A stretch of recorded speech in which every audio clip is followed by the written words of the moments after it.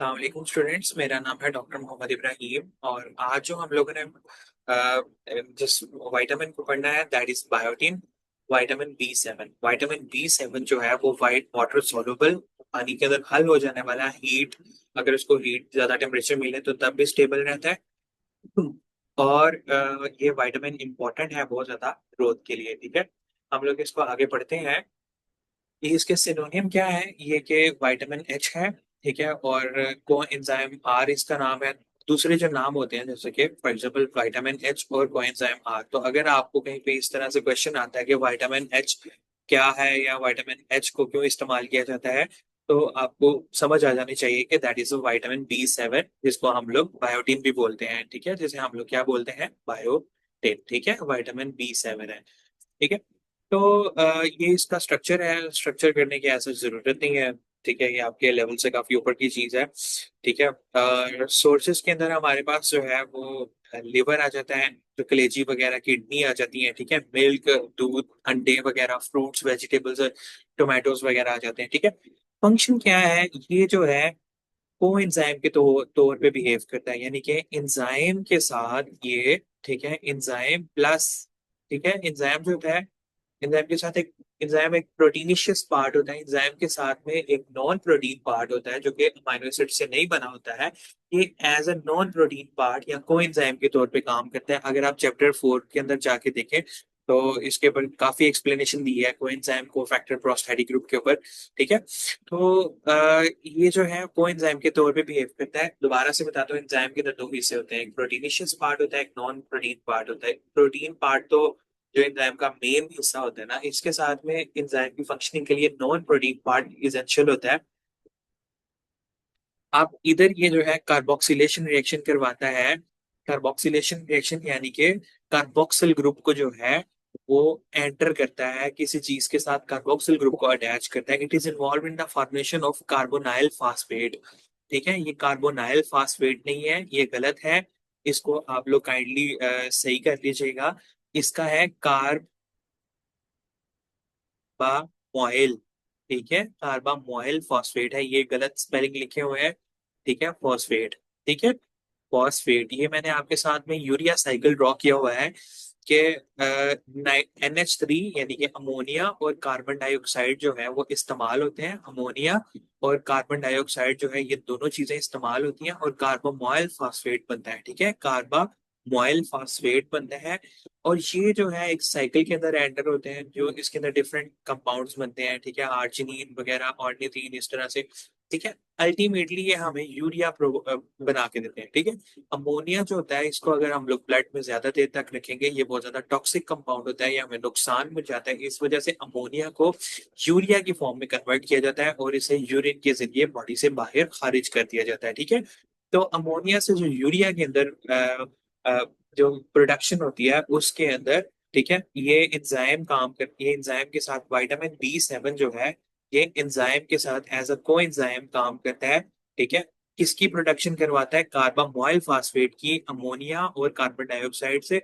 और एटीपी इस्तेमाल होती है यूरिया साइकिल के अंदर। ठीक है, उसके बाद ये जो है हमारी बॉडी के अंदर प्यूरिन की सिंथेसिस करवाता है।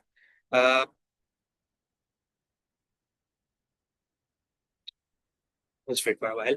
ओके, ये हमारी बॉडी में प्यूरिन की सिंथेसिस करवाता है। प्यूरिन के अंदर हमारे पास आती है एडेनिन प्लस गवानीन।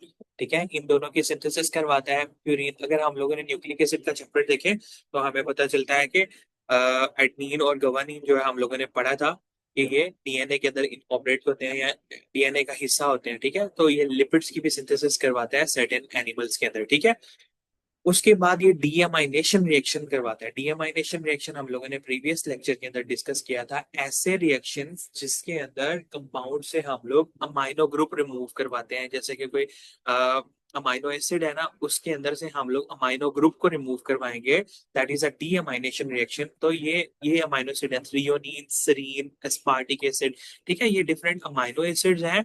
ठीक है, ये डिफरेंट अमाइनो एसिड्स हैं, इसके अंदर से ये अमाइनो ग्रुप रिमूव करवाता है, तो इसको हम लोग क्या कहेंगे, ये डीअमाइनेशन रिएक्शन करवा रहे हैं। ठीक है, अब इसके आगे हमारे पास आ जाता है कि इसकी डेफिशिएंसी से क्या क्या होता है। इसकी डेफिशिएंसी से हमारे पास इसकी डेफिशिएंसी से लेसिट्यूड, सुस्ती, अनीमिया हो सकता है, खून की कमी, ठीक है, इंक्रीज कोलेस्ट्रॉल लेवल, हमारे ब्लड के कोलेस्ट्रॉल लेवल जो है वो बहुत ज्यादा इंक्रीज हो सकते हैं, मस्कुलर पेन, पट्टों की दर्द, डर्माटाइटिस, स्किन की इन्फ्लेमेशन, स्किन के ऊपर एक्नी हो जाएगी, रेडनेस हो जाएगी, ठीक है, रिटार्डेशन ऑफ ग्रोथ, ठीक है, ग्रोथ की कमी, हेयर फॉल, बाल गिरना शुरू हो जाएंगे, ठीक है। आगे हमारे पास एक अगला विटामिन आ जाता है, that is a vitamin B9, या हम लोग उसे कहते हैं फोलिक एसिड। बहुत ज्यादा इंपॉर्टेंट है, बहुत बहुत इंपॉर्टेंट है, प्रेगनेंसी के अंदर बहुत ज्यादा इस्तेमाल किया जाता है, ठीक है, जब इनिशियल स्टेज होती है, ठीक है। प्रेगनेंसी के अंदर इसको इस वजह से इस्तेमाल किया जाता है क्योंकि न्यूरल एबनॉर्मेलिटीज से बचाने के लिए, ठीक है, सेफ्लिक जो एबनॉर्मेलिटीज हो जाती हैं, सेफ्लिक, ठीक है, यानी कि बच्चे की ब्रेन की ग्रोथ के लिए या फीटस की ब्रेन की ग्रोथ के लिए उसको इस्तेमाल किया जाता है, बहुत ज्यादा इंपॉर्टेंट होता है। तो फोलिक एसिड जो है वो वाटर सॉल्युबल होता है, पानी के अंदर हाइल हो जाता है, ठीक है, हीट स्टेबल, हीट से भी वो स्टेबल है, और ये एनीमिया की कम, मतलब क्या, एंटी एनीमिक, यानी कि खून की कमी नहीं होने देता है। इसको विटामिन एम का नाम भी दिया जाता है, सिनोनियम है इसका विटामिन एम, ठीक है। इसके बाद इसका स्ट्रक्चर आ जाता है हमारे पास, ठीक है। फोलिक एसिड का जो एक्टिव फॉर्म है, यानी कि बॉडी के अंदर ये फोलिक एसिड जो है जो जाता है, सबसे पहले इसकी कन्वर्जन होती है डाई हाइड्रोफोलिक एसिड के अंदर, DH, डाई, ठीक है, हाइड्रोफोलिक एसिड के अंदर इसकी कन्वर्जन होती है, ठीक है, फोलिक एसिड की। फिर इसकी दोबारा से कन्वर्जन होती है टेट्रा, ठीक है, हाइड्रो, ठीक है, फोलिक एसिड के अंदर इसकी कन्वर्जन होती है, DHFA के अंदर पहले कन्वर्जन होगी, फिर THFA, टेट्रा हाइड्रोफोलिक एसिड के अंदर इसकी कन्वर्जन होती है, ठीक है। तो सबसे पहले जो फंक्शनिंग से पहले, यानी कि इसको इस्तेमाल करने से पहले इसकी पहले एक्टिवेशन होनी होती है, यानी कि एक्टिवेटेड फॉर्म जो है वो टेट्रा हाइड्रोफोलिक एसिड है, या इसको टेट्रा हाइड्रोफोलिक एसिड के अंदर कन्वर्ट किया जाता है, ठीक है। तो इसकी अगर हम लोग एक्टिव फॉर्म की बात करें फोलिक एसिड की, तो एक्टिव फॉर्म है इसकी टेट्रा हाइड्रोफोलेट या टेट्रा हाइड्रोफोलिक एसिड है, ठीक है। उसके बाद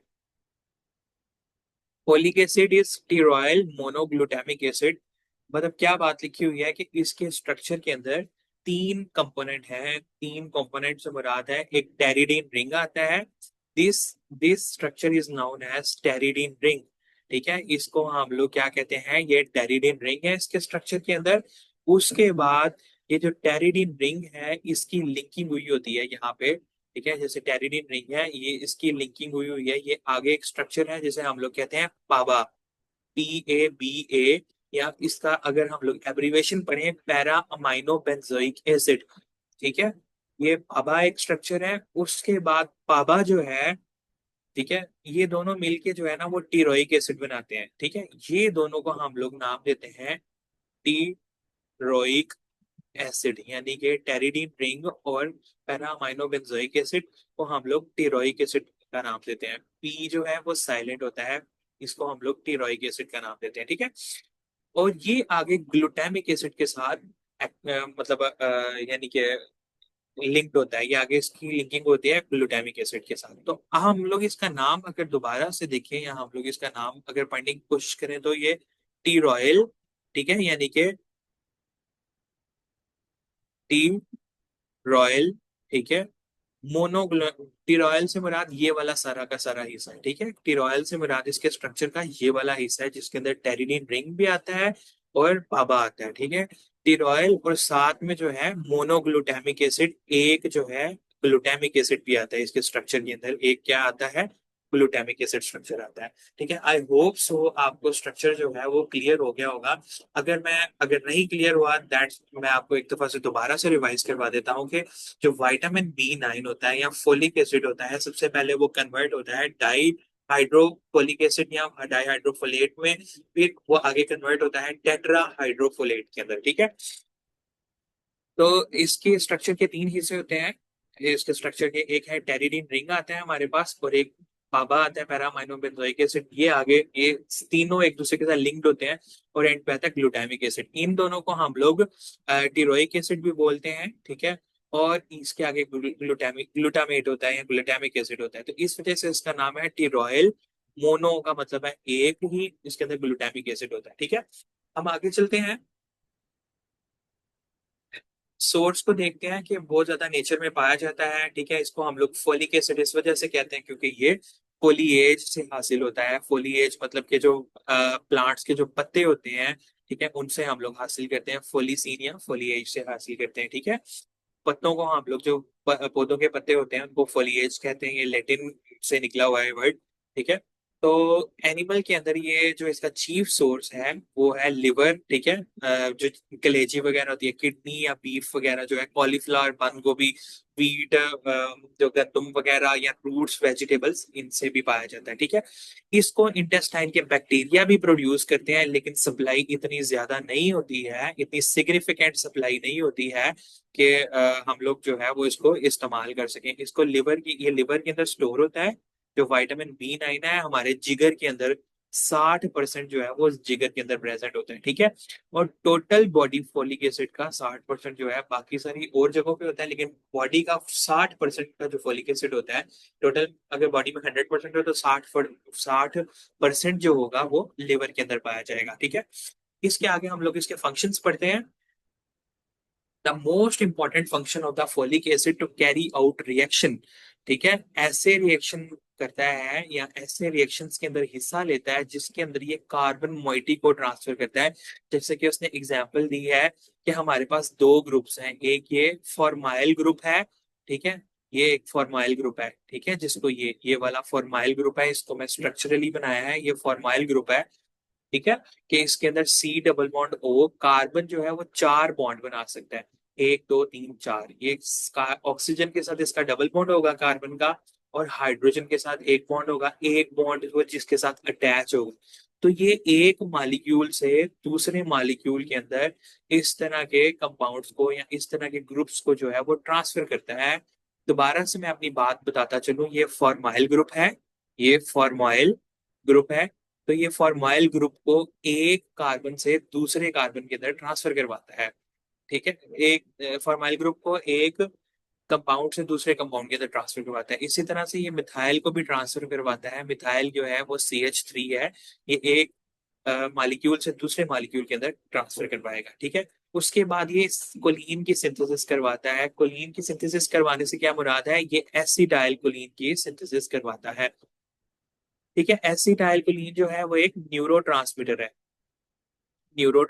है, यानी कि दो न्यूरॉन्स के दरमियान जो है, जैसे कि मैं कह देता हूँ ये एक न्यूरॉन है, ठीक है, और ये दूसरा न्यूरॉन है, ठीक है। तो इन दोनों के दरमियान जो है एसिटाइलकोलिन सिग्नलिंग करता है, यानी कि सिग्नल को, मैसेज को इस न्यूरॉन से इस न्यूरॉन तक पहुंचाने वाला एक न्यूरो ट्रांसमीटर है या मैसेंजर है, जो मैसेज पहुंचाता है इस न्यूरॉन से इस न्यूरॉन तक। हमारे बॉडी के दो न्यूरॉन्स के दरमियान मैसेज पहुंचाता है acetylcholine.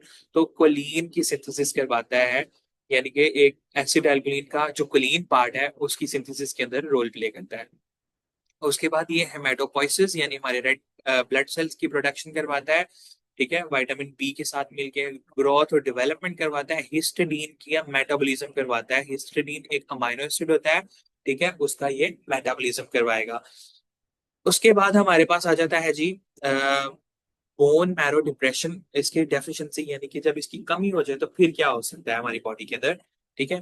There is a bone marrow depression.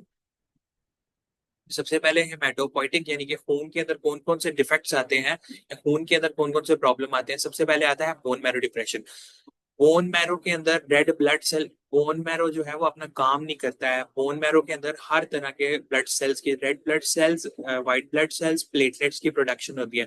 तो बोन मैरो डिप्रेशन होगा तो red blood cell, white blood cell और इनकी जो है प्रोडक्शन नहीं होगी। पेनसाइटोपिनिया यानी कि एक सिम्टम है कि जब इन ये बनेंगे नहीं तो पेनसाइटोपिनिया यानी कि ब्लड के तमाम सेल्स जो होते हैं, red blood cell, white blood cell और प्लेटलेट्स, इनकी कमी हो जाएगी, ठीक है। मैगेलोब्लास्टिक एनीमिया हो जाएगा, ठीक है, जिसके अंदर रेड ब्लड सेल्स जो है वो बहुत ज्यादा मेगा साइज के बनते हैं, ठीक है। और वो अनीमिया हो जाता है, अनीमिया की। तो वो जो साइज से बड़े रेड ब्लड सेल्स होते हैं वो बहुत जल्दी नॉर्मली काम करते हैं, बहुत जल्दी टूट जाते हैं, ठीक है। हेमोलिसिस हो जाती है उनकी, यानी कि ब्रेक डाउन हो जाती है, ठीक है। रिप्रोडक्टिव डिफेक्ट्स है, एजोस्पर्मिया हो सकता है उस पर्सन को, यानी कि उसका जो सीमन होगा उसके अंदर स्पर्म्स नहीं होंगे, ठीक है, उसकी बॉडी स्पर्म नहीं प्रोड्यूस करेगी। एमनोरिया उसको अगर फीमेल के अंदर है तो वो फीमेल को मेंस्ट्रुअल साइकिल डिस्टर्ब हो जाएगा, फीमेल को क्या कहते हैं, पीरियड्स वगैरह नहीं आएंगे या मेंसेस वगैरह नहीं आएंगे। ग्रोथ रिटार्डेशन है, यानी कि जनरली उस पर्सन की ग्रोथ रुक जाएगी। जनरलाइज इफेक्ट के अंदर आता है कि उस पर्सन को डायरिया हो जाएगा, ठीक है। माल एब्जॉर्प्शन, उसकी इंटेस्टाइन जो है वो, जो वो खुराक खाएगा या वो खाना खाएगा उसको एब्जॉर्ब नहीं करेंगे। डर्माटाइटिस जो है, स्किन की इन्फ्लेमेशन हो जाएगी, ठीक है। वीकनेस का मतलब है कमजोरी हो जाएगी, लिथार्जी, बहुत ज्यादा सुस्ती और बहुत जल्दी थकावट। इजी फैटीग का मतलब होता है बहुत जल्दी बहुत ज्यादा थकावट हो जाती है, ठीक है।